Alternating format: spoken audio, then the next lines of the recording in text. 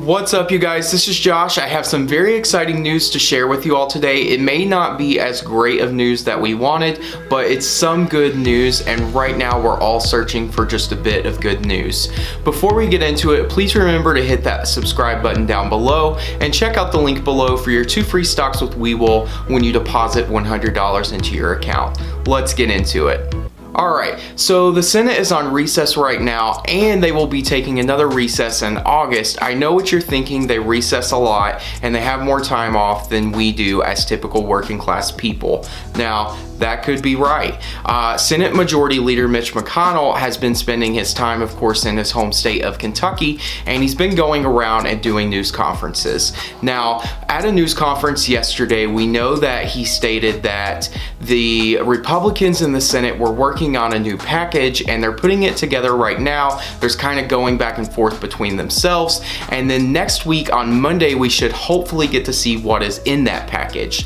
Now, that's very exciting news for us because that's kind of going to be the starting point for the next debate between the Democrats in the House and then the Republicans in the Senate. So it'll be super exciting to see what happens. I do expect a couple of very intense weeks of fighting though, because the Senate will be recessing again in August, which means they only have a few weeks to get things done.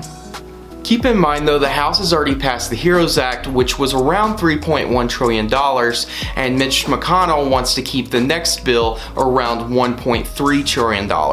This is a very big difference. However, I do think that the Democrats are actually going to win this one. If you notice last time, before all of this got passed in the CARES Act, the Republicans said that they were not going to pass anything and that there didn't need to be any sort of stimulus.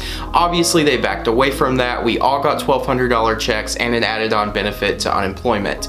So I do expect that they're going to do something. It's just a matter of what. We have heard from several Republican senators and several Republican members of the House, and none of them support the add-on of the $600 added on benefit of unemployment, but they do say that they're going to do something. We've heard from several people, and it's most likely going to be cut down to somewhere between $200 to $400, which is very concerning because state benefits are not enough for people to actually pay their mortgages or their rent payments and provide for their families.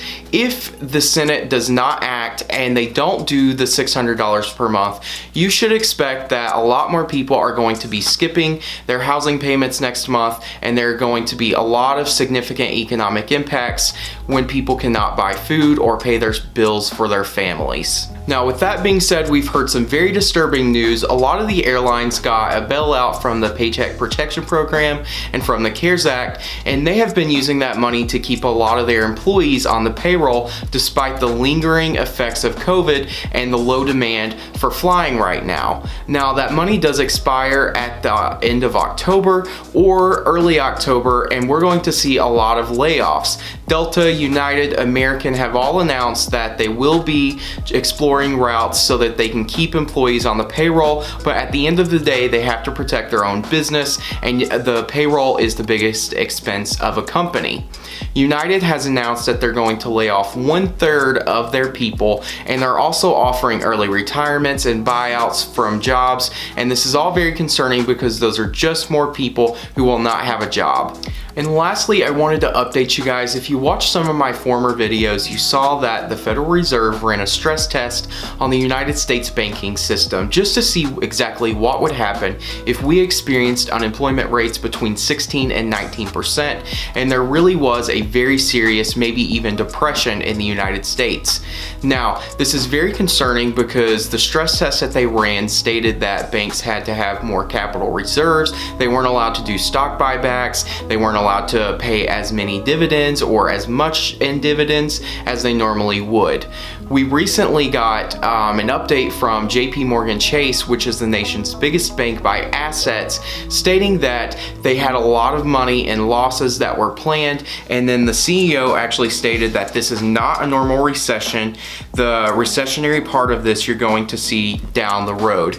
All of this is very concerning because if he's right, we still haven't seen the effects that COVID has on our entire economy. Right now, we are just seeing the immediate effects of people not being able to meet their monthly obligations, and this will have a lasting impact unless serious economic policy is enacted. And just to wrap it up, I hope you guys enjoyed the update. We do expect something to be happening before Congress goes on recess in early August. We really think that there will be an expansion to the unemployment benefits because you can't just end those all of a sudden, especially while a lot of states are shutting down again and virus rates are surging and we are shattering records daily.